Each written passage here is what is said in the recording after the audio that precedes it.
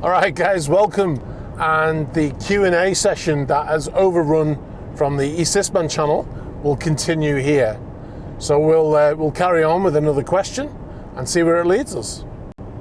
Jose Alberto Riviera. Do you ever have regular conversations with the owners, like chit chat, hang out for a few minutes? Thanks for the videos. Okay, so do you ever have chit chat with the owners? Hang out with them for a few minutes to talk. It depends on the owner. In my experience, that doesn't happen.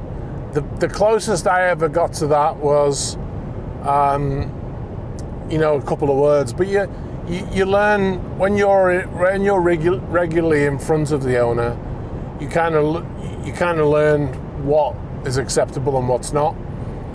You're an employee, and generally they just want you to do the thing that you're there standing in front of them to do. So if they want you to fix the TV, or if they want you to get them a drink or whatever, they want you to do that. And there's very little two-way conversation that goes on. So generally, if I was called up to the owner, then I would go in, or if I was in the owner's area doing something and he walked in, then I would just say good morning, sir, or ma'am, and I would leave it that. You don't even go as far as how are you today, because it's not appropriate really to say that, to get into that conversation. But when you get to know the owner, they will often say, oh, good morning, if they're a nice enough person. The one British person I worked for, he was like that after he got to know me a little. He was quite pleasant. But there's none of this, how are you? Did you enjoy this? Blah, blah, blah. There's none of that. It's just like strictly. You imagine if you're in a restaurant and the waiter comes up to the table, he'll be like, good evening, here's the menus, the specials are, da-da-da. That's it. There's none of this, how are you this evening? Oh, maybe in the United States, because they tend to be, from a British point of view, wait staff in an American restaurant tend to be a little bit forward, we would call it, or a little bit over-friendly. They might ask how you are, but it's more of a greeting. We don't use how are you as a greeting. We only say how are you to someone we know already. So we would say nice to meet you, or good evening. So it's a bit like that in a hotel or a restaurant. The interaction that you have when you're staying at a hotel or a restaurant with the people who work there is the kind of interaction that we have with the owner on board. I'm sure there are owners out there who are very friendly with their crew, but I've never come across one. Wayne Neal, isn't it better to get the ferry, if there is a ferry, or am I putting my big fat foot in my gob? All right, so the question was, is it, for this road trip, is it not better for me to get the ferry? No, it's not. The ferry takes 50 minutes, and you've got to load onto the ferry, obviously, and the Channel Tunnel takes 35 minutes. I might do that one time. Maybe next time, maybe when I come back, I might do the ferry just to see what it's like. But at the moment, as far as time goes, the tunnel is faster. Racing slow. If you could get a job on a boat that would allow you to record, film, would you rather take that than YouTube full-time? I've been talking about eventually I'm going to go full-time YouTube, and I'm going to not work on the boat. The question was, would it not be better to get a job on a boat where they want me to film, and then it's perfect because I can film and work at the same time? Well,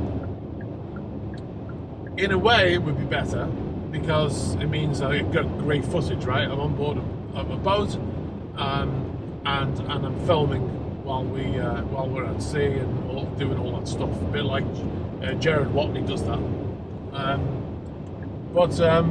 And that's great. And I've always said, and Tristan Mortlock, films on board. And I talk to all of these other YouTubers, and I've always said to them, you've got the best gig because you get to work and film. Oh, Porsche Macan going by. Nice. There's a question about that. It'll come up later. Yeah, ideally, I mean, I would love nothing more, especially on my boat, the boats I work on right now. I'd love to be able to film and put it online. I mean, I actually film for my boat, but I can't use it. I can't use any of it. And I would love to be able to, because I've done some great stuff, but I can't do it. So, yeah, in a way, it would be the perfect situation where I'm working on board and exit ahead, and I'm filming. The downside to that is when I'm working on board, especially when the boss is on board or the owner's on board, you're already doing 14-hour days, and to actually film as well, to actually think about the process, because when you film a video, people kind of think, you know, like you just turn on a camera and start talking. Like to set up this right now, I've got 2 cameras, and I've got my audio, my microphone connected to my 3rd camera, and then I've got my phone connected to CarPlay to play the questions through. That took some setting up. I had to pull over to do all that and get it all set up. So it's not as simple as you think. And to add all of that work onto the top of doing 14-hour day when the owner's on board, it's a lot of work. It does get great footage. To be honest, the best scenario, my ideal scenario would be is I'm working full time, and then other boats who want to get coverage online, like charter boats, would invite me to come on, not as a guest, but as a working contractor, if you like, as a contractor, say, and I make a video for them, and then put it on my channel. That would be the perfect. Take the exit, then take the That's exit. up. That would be the perfect scenario. Razledden77, what inspired you to go into a maritime career? Any family links? What's your ultimate Porsche, and why are you driving a Kia? All right, so what's my reason for going into maritime? Yeah, I do have links to the sea. I'm not the first one to go to sea. I actually have a long history of my family going to sea. So I can go back to First World War, 1914, 1918. My grandfather on my father's side was in the Royal Navy. He was in some amazing escapades. He was in a battle that's famous. There's been books written about it, about the sinking of a German ship called the Königsberg. And so I've got family going back there. My great uncle was killed in the Battle of Jutland. I have a long history. My other grandfather on my mother's side was in the Royal Navy. He was killed in World War II, and he served on HMS Victory as well, which is the Nelson's flagship, still a commissioned warship in the Navy today, from 1805. And my father was in the Merchant Navy. My father's brother, my uncle, was in the Royal Navy in World War II. My brother was in the Merchant Navy. He worked on the QE2 for 10 years. My sister went away to sea as well, so she was at sea for 3 years. So yeah, so there's a whole line of tradition. And I actually joined the Air Force, so I'm ex-military. But I joined the Air Force. So with hindsight, I think I kind of wish that I'd joined the Navy, but I don't know whether I would have fit into the Navy. Even though I enjoy what I'm doing now, the Royal Navy is very different. But yeah, so what was the other part of the question? Oh, what's my favourite Porsche and why am I driving a Kia? My favourite Porsche would be, at the moment, the ultimate Porsche, of course, is the 918 Spider. I mean, if money was no issue, then for sure I'd have a 918 Spider. But if money was no issue, I'd also have a 991 GT2 RS, because that is just an amazing car. The 918 would be for the road trips, and the GT2 RS would be for hooning around a track. And why am I driving a Kia? Because it's a good car. I mean, it's not exactly what I had in mind. when I bought a car. But when I bought this car, it was such an unusual situation at home. It was a lockdown. I was trying to buy a Cayenne, but for the amount of money I wanted to spend, I was going to be getting like an 8-year-old Cayenne, maybe 9-year-old, like 2012, 2013. And this is a 2017 Kia, and it had 18,000 miles on it when I got it, and it's still got 4-year warranty.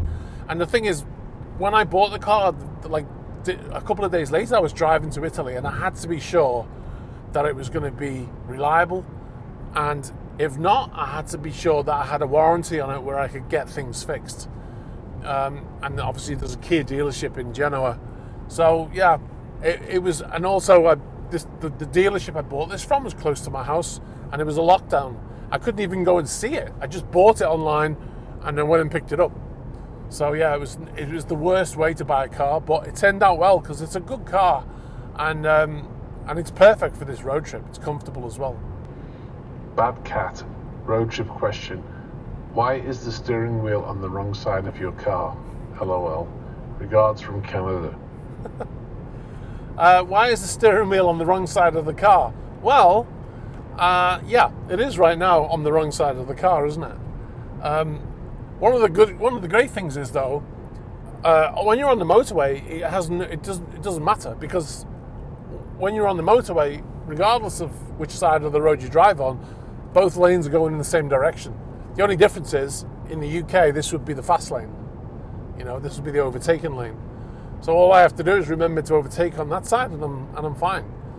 But interestingly, tomorrow at around noon, the steering wheel is going to be on the right side of the car. So stay tuned for that. Skiing Fast 1, road trip question. As you sit in your Kia, do you wish you had bought a Macan?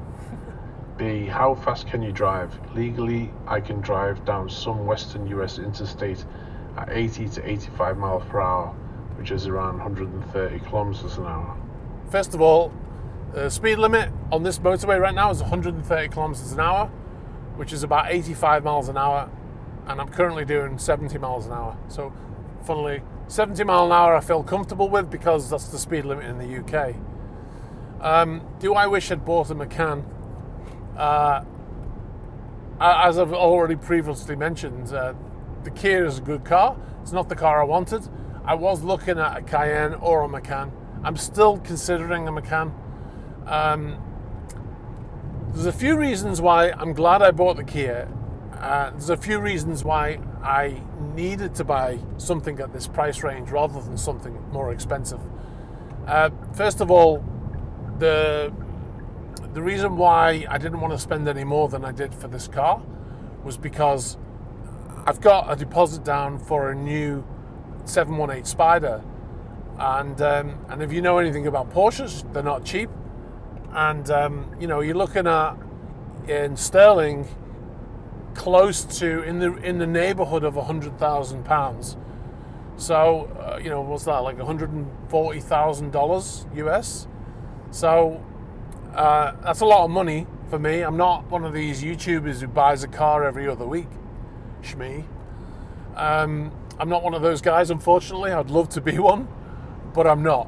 So yeah, I had to be careful with the amount that I spent.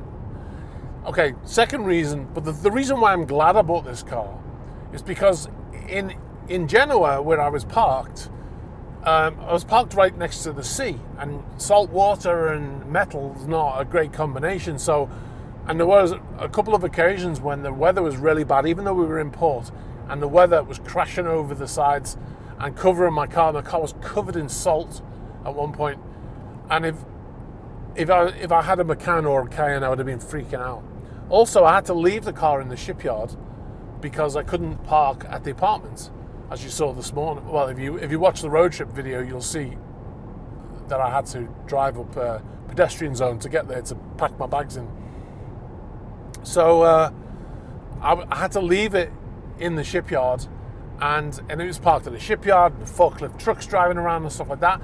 And I wasn't bothered about leaving the car. I wasn't concerned. If I'd had one of my Porsches with me, it would have been uncomfortable the whole time. I'd have been worried about the car. So, yeah, that's the reason. And like I said before, it's just a great car. It's a great car. It does everything. It's got everything on it. It's got Apple CarPlay. It's got auto-dimming mirrors. It's got cruise control, which I'm using right now. It's got everything. And it's comfortable, and it's fast enough. Yeah, it's good. Jay Tyndall, hi buddy. I need to buy a new car. Which one? Audi SQ5 or Mercedes GLC AMG 43? I promise I will buy what you say and then send you a video to prove it. Whoa. Okay. Oh, another Porsche going by. There's a Cayenne. Don't buy any car based on what I say. I'm not an expert by any means. If you were talking about Porsches, then I can give you a lot more information. Out of those two cars, before I say anything, I'll say that I've never driven either of them, but I've never really been a Mercedes fan.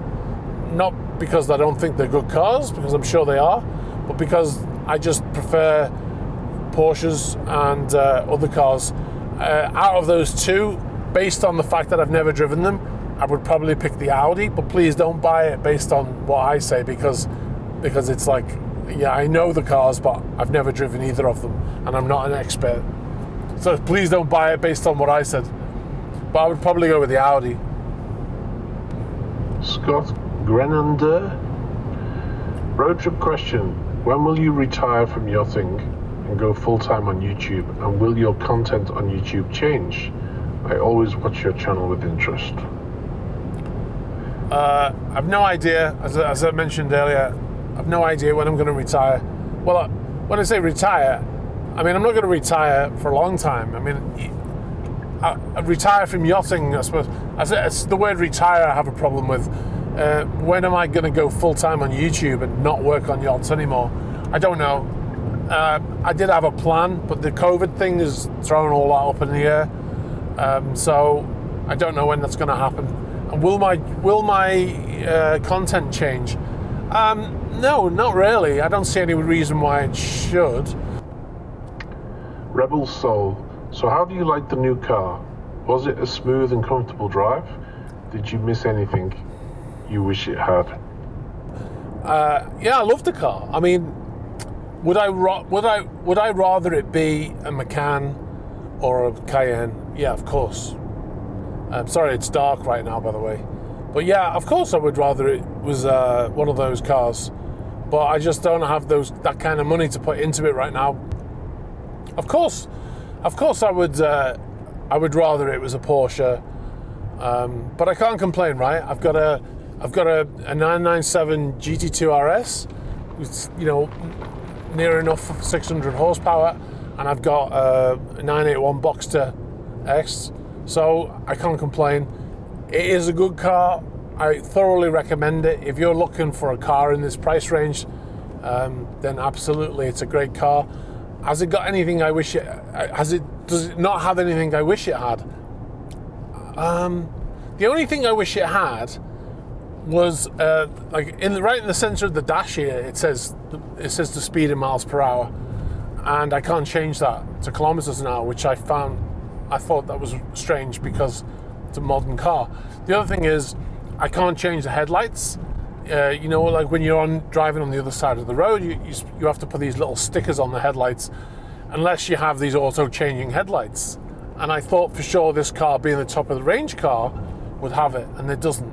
And apparently I should have got the S version, which I didn't know until after I bought it, because I was trying to change it on the way down, and I contacted the dealer and they said that car doesn't have that feature. That's the only thing that I can think of. This car has more things that I didn't expect it to have than anything that I wished it had that it doesn't have. Genio LED. It looks like having a follow boat with toys on board, such as Garçon Yacht, is the new trend. What do you think are going to be upcoming trends? Greetings from Barcelona. I don't think it's a new trend, the shadow boat.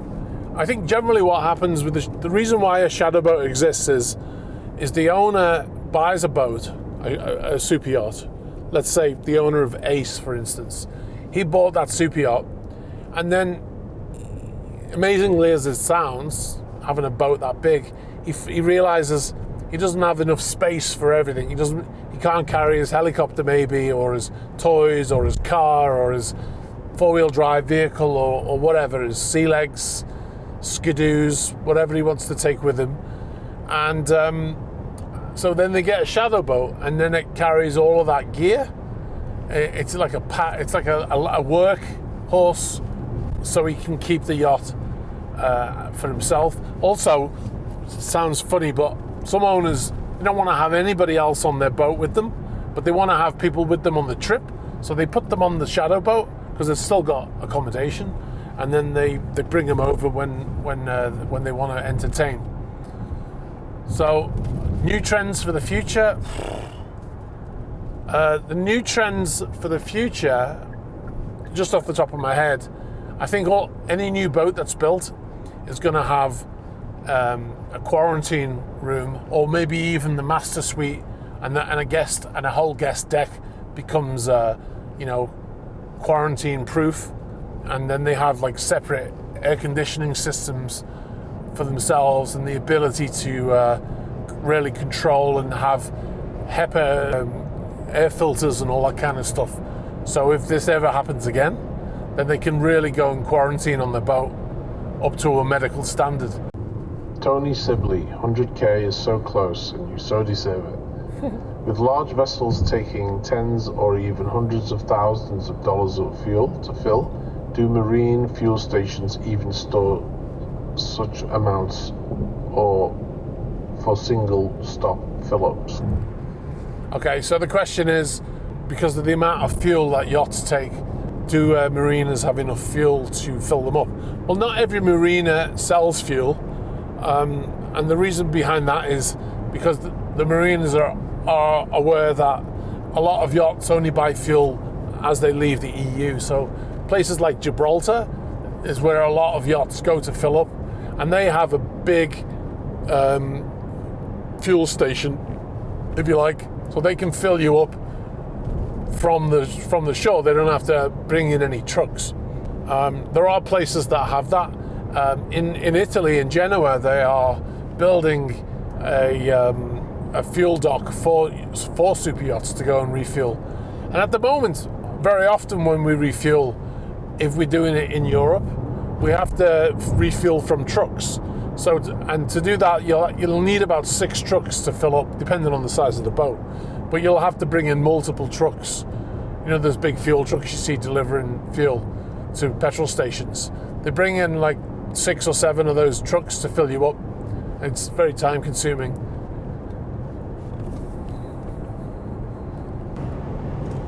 Well, okay guys, I'm gonna wrap this one up. If you stayed for the whole thing, then congratulations, you've earned yourself 10 points. I don't know what the points will do, but you've earned them. If you've gone through the one on eSysman channel and you've come to eTechman and you're still here now, then that deserves congratulations. I doubt very much my missus can listen to me for that long without getting bored. So I appreciate it anyway. Don't forget to subscribe to this channel, eTechman, if you haven't already. Don't forget to give this a thumbs up. If there are a lot of you who have come over from eSysman and watched this video, it really helped my numbers. I need to get up about another, where are we? We're like, I need about another 1,600 hours of videos being watched to monetize the channel, and then I'll be able to earn revenue from this channel too. So anyway, I appreciate it anyway, and yeah, we'll stay tuned to this channel for more stuff. And if you're interested in the cars, which is probably the reason why you're here, there is some stuff coming up very soon on my 911 to do with modifications and new bits going on there, so stay tuned. Thanks a lot guys, bye bye.